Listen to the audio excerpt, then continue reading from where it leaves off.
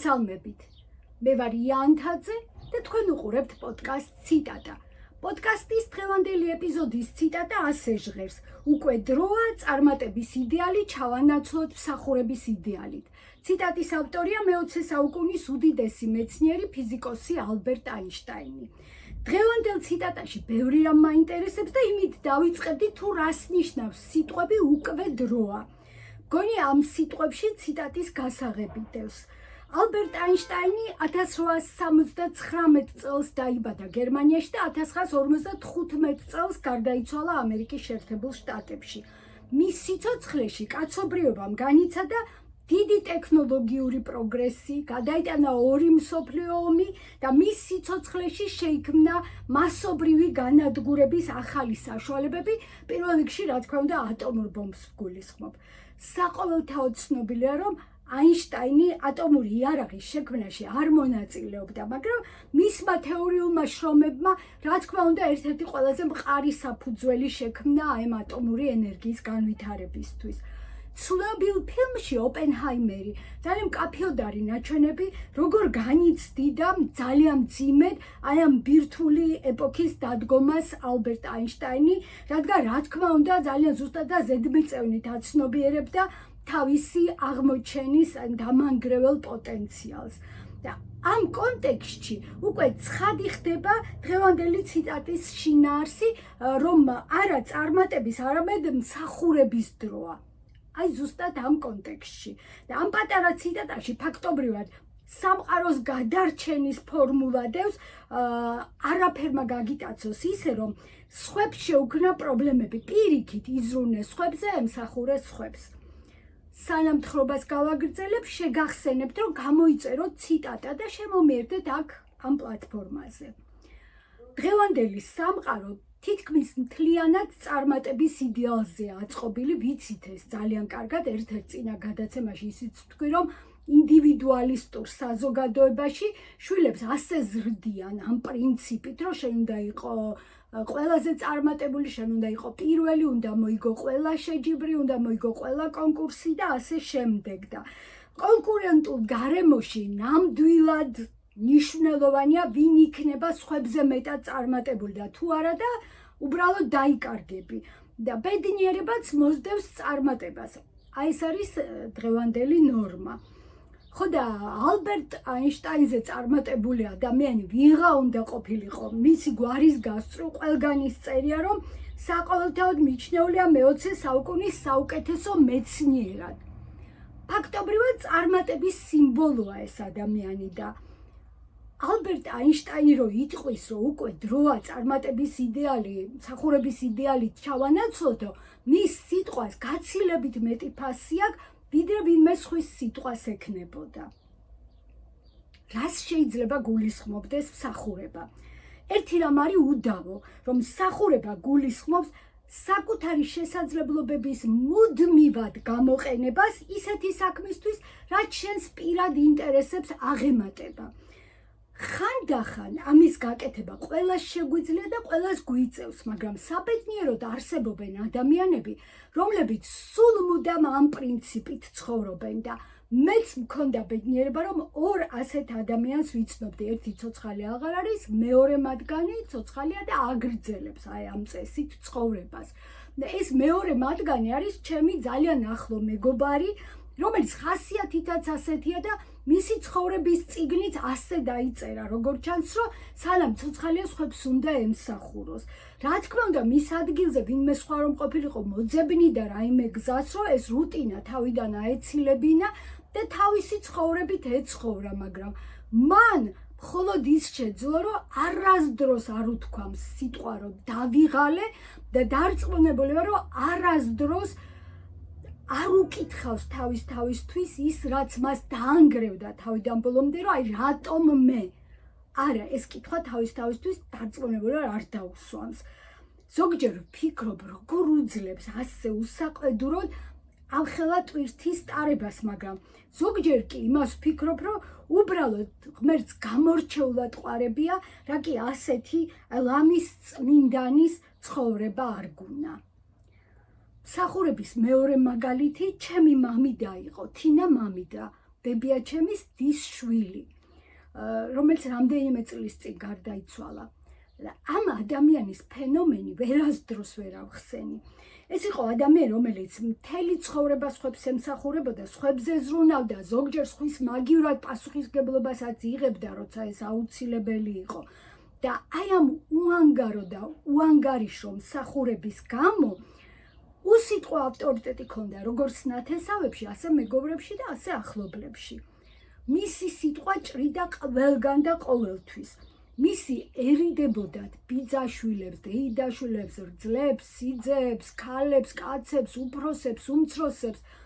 არავის არ უნდოდა, რომ თინას გვერდით შეცდომა დაეშვა, იმიტომ რომ თინას თვალში არ უნდოდათ, რომ ცუდი საქციელი გამოსვლოდათ.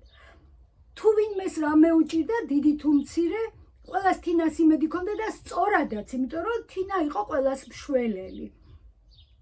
თინა რომ გარდაიცვალა, დედაჩემმა უთქმელმა ქალმა თქვა, ღმერთს ვეხვეწებიო, რომ ეს დღე არ დამდგარიყო და ამ დღეს არ მოვსწრებოდიო, როცა თინა აღარ იქნებოდა და მე ვიქნებოდიო და წარმოიდგინეთ, ეს თქვა დინჯმა კახელმა ქალმა თავისი ქმრის დეიდაშვილზე. ძალიან განსაკუთრებული შემთხვევა. დღესაც მიკვირს და ვერ ამიხსნია, როგორ შეიძლება სხვების მსახურებით და ბუნებრივი თავმდაბლობით ადამიანმა მოიპოვო ყველაზე დიდი ავტორიტეტი. სხვათა შორის ეხლა ჩემი ერთი ახლო მეგობრის სიტყვები გამახსენდა, რომელიც ამბობდა, რომ პატიებასო მაშინ აქვს ფასი, როცა შეგიძლია აპატიო და შეგიძლია არ აპატიო და შენ აირჩევ, რომ აპატიო. თორე თუ არჩევანი არ გაქვსო, მაშინ პატიება უბრალოდ სისუსტე გამოდის და მეტი არაფერიო. შეიძლება მამიდაჩემის ავტორიტეტიც იმას ეფუძნებოდა, რომ თელ სანათესაოში ყველაზე წელგამართული ოჯახი ჰქონდა და თავისუფლად შეეძლო ისე ეცხოვრა, რომ სხვებზე ზრუნვით არ დაღლილიყო, მაგრამ მისი ცხოვრების წიგნშიც ეტყობა სხვების მსახურება ეწერა და დარწმუნებული ვარ, რომ ღმერთს ისიც სრულიად განსაკუთრებულად უყვარდა. ჩემთვის მსახურების საყოველთაო ცნობილი მაგალითი ილია ჭავჭავაძეა. ერთმა ადამიანმა თავის თანამოაზრებთან ერთად ფაქტობრივად მომაკვდავ ქვეყანას სული თავიდან ჩაუდგა. არ ვიცი რამდენ საქმეს იყო მოჭიდებული იმისთვის, რომ მის მსახურებას შედეგი გამოეღო. იყო მწერალი, პოეტი, პუბლიცისტი, ბანკი დააფუძნა, მოსამართლე იყო, ქართველთა შორის წერა-კითხვის გამავრცელებელი საზოგადოება დაარსა თავის თანამოაზრებთან ერთად და შემდეგ 22 წლის განმავლობაში მართავდა ამ საზოგადოებას და აი კონკრეტულად ეს ბოლო 8 წელი მიმაჩნია მის აი განსაკუთრებულ ღვაწლად, იმიტომ რომ ჩვენ ვიცით, რომ წერა-კითხვის გამავრცელებელი საზოგადოების დაფუძნებიდან დაახლოებით 40 წლის შემდეგ საქართველოში 1918 წელს პირველი რესპუბლიკა დაფუძნდა და არა მხოლოდ რესპუბლიკა დაფუძნდა, არამედ 3 წლის შემდეგ მივიღეთ კონსტიტუცია 1921 წელს, რომელიც საყოველთაო აღიარებით მაშინ ევროპაში იყო საუკეთესო კონსტიტუცია. და ამ წერა-კითხვის გამავრცელებელი საზოგადოების გარეშე, მისი საქმიანობის გარეშე დარწმუნებული ვარ, რომ საქართველო ამ შედეგს ვერ მიაღწევდა და ისე გამოვიდა, რომ ილია ჭავჭავაძემ და მისმა თანამოაზრებმა ორი თაობის განმავლობაში ქვეყანას გეზი მთლიანად შეუცვალეს და ესე უკუღმა გზაზე მავალი ქვეყანა წაღმა გზაზე დააყენეს. მსახურებაზე ერთი სხვა ადამიანიც მინდა გავიხსენო და არ ვიცი რამდენად დამეთანხმებით. როდესაც ეს მასალა გამოქვეყნდება კვირას საღამოს, უკვე დამთავრებული იქნება სომხეთში საპარლამენტო არჩევნები, რომელშიც წინასწარი მონაცემებით ნიკოლ ფაშინიანის პარტია ლიდერობს. არ ვიცი კვირას რა მოხდება, ბევრი საფრთხე ემუქრება სომხეთს, ეს გასაგებია, მაგრამ ნიკოლ ფაშინიანიც იმ ადამიანად მიმაჩნია, რომელმაც თავიდანვე წარმატების იდეალს მსახურების იდეალი ამჯობინა. არადა ვინ იყო მის მსგავსად წარმატებული, როცა ჯერ ჟურნალისტიკიდან ოპოზიციაში მოვიდა და შემდეგ სრულიად მშვიდობიანი პროტესტით მოვიდა ხელისუფლების სათავეში.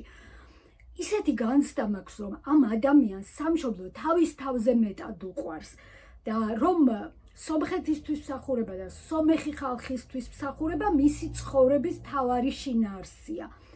არასდროს ამ ადამიანს არ ეზარება, რომ იაროს აღმა სოფელში, ქალაქში, შეხვდეს ქალს, კაცს, დიდს, პატარას და ყველას სათითაოდ დაუჯდეს და სათითაოდ ელაპარაკოს იმის შესახებ, როგორ ხედავს მათი საერთო სამშობლოს მომავალს, როგორ წარმოუდგენია ეს მომავალი. და არცერიდება და არც ეშინია, რომ ქვეყნის მტერსაც თანასწორად ელაპარაკოს და თუ საჭიროდ ჩათვლის, ადამიანობის გაკვეთილიც ჩაუტაროს. წავალ და ისევ დღევანდელ საქართველოს მივადგები. აი ჩვენ რა გვჭირს? ჩვენ გვჭირს მსახურების უდიდესი და უძვირფასესი გამოცდილება, როდესაც 2024 წლის შემოდგომიდან მოყოლებული დღემდე საზოგადოების ნაწილი უბრალოდ ცხოვრობს თავისი სამშობლოს და ერთმანეთის მსახურების იდეით. ჩვენ გვჭირს ახალგაზრდები ციხეში, რომლებსაც მალე 2 წელი გახდება, უფსკულის პირას უჭირავთ საქართველო. ჩვენ გვჭირს მზია ამაღლობელი და ელენე ხოშტარია, რომლებიც თვითონ არიან მსახურების იდეალები და არა მხოლოდ ეხლა მთელი ცხოვრება ასე არიან, ვინც მათ იცნობს, მე მათ ორივეს ძალიან ახლოს ვიცნობ, ამაში დამეთანხმება უსიტყვოდ. წარმატების იდეალიც გვჭირს პირველ რიგში, რა თქმა უნდა, ბიძინა ივანიშვილის სახით, რომელიც არის თა ყველაზე მდიდარი, თა ყველაზე ჭკვიანი, თა ყველაზე ჯიუტი და თავის ნათქვამა, თან ყველაზე ძლიერი, მისი სიტყვა ყველგან ჭრის და დარწმუნებული ვარ, რომ ესე წარმოუდგენია, რომ ღმერთმა ეს ყველა თვისება, რაც ახლა ჩამოვთვალე და რაც კიდე დამავიწყდა, მას დააბერტყა თავზე და ამიტომ სულ ასე იქნება და იქნება. ხო და იქნება და იქნებაზე გამახსენდა ერთი ადამიანი, ეს იყო ზურაბ ჟვანეს პარლამენტის ვიცე-სპიკერი ედვარდ სურმანიძე. ესეთი ადამიანი, არ ვიცი გახსოვთ ედვარდ სურმანიძე, აი პირადად მიხსნიდა ის, რომ მოქალაქეთა კავშირი სულ მცირე 70 წლის განმავლობაში ხელისუფლების სათავეში იქნებოდა.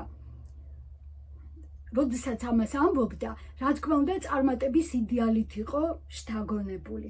ასე რომ კიდევ ვნახავთ, მსახურების იდეალი მოერევა თუ წარმატების იდეალი. დღეს ამით დავასრულებ ალბერტ აინშტაინის შთამაგონებელი ციტატის კომენტარს და შემდეგ პარასკევამდე დაგემშვიდობებით, აქვე გიტოვებთ თხოვნას, რომ გამოიწეროთ ციტატა და უღმესი მადლობა ყველას, ვინც უკვე ჩემთან ერთად ხართ.